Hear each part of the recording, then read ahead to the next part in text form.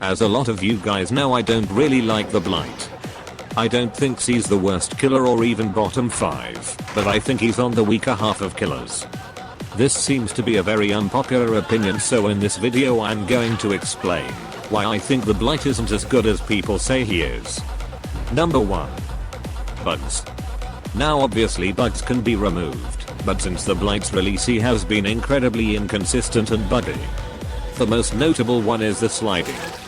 This causes you to lose games simply because you slid off a few objects, causing chases to be much longer than they should. Other bugs are present, such as the alchemist's ring bug, where you immediately enter fatigue, but sliding is the most prominent. Number 2. Frame rate. This is a problem across all platforms including PC. When in your ability on most maps frames drop so low that you can barely do anything. This creates situations where you lose games and can't get any hits simply because the game looks like a slidder show. Number 3. Indoor maps. Indoor maps hurt Blight more than any other killer in my opinion. Even more so than Hillbilly or Huntress. This is because you can't use his bounce in a chase at all. This makes him 100% a mouse 1 killer. His mobility is also reduced by a good amount on indoor maps. With both of these combined, he and mouse 1 killer that can get around slightly faster. Number 4. Low field of view. Blight's camera is so low that it actually makes him weaker than you think. It allows survivors to hide much easier. You can lose survivors much easier. They can ninja aim you at loops that you shouldn't be able to. And Blight is fairly tall, so he doesn't even have the benefits of Hacker, who has a low camera, but is also really short. Number 5. His ability is too inconsistent in chases. Blight's ability can't be used at most tiles. The only ones it can be used at is Shack, and occasionally jungle gyms. Even then it can be countered by survivors who hug corners and body block your first rush. This leads to situations where you can't down or even hit any survivor because the loops aren't straight walls. Number 6. He can't get you between tiles. People always use the argument that he hits you between tiles, but that isn't true. A decent survivor will simply run behind an obstacle when running to the next tile. Now Blight can't hit them, and he has to enter fatigue. This gives the survivors enough time to make a pallet. Number 7.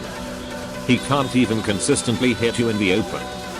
Blight has to make a prediction when he's running at you. Left or right. If he guesses wrong, the survivor gets away.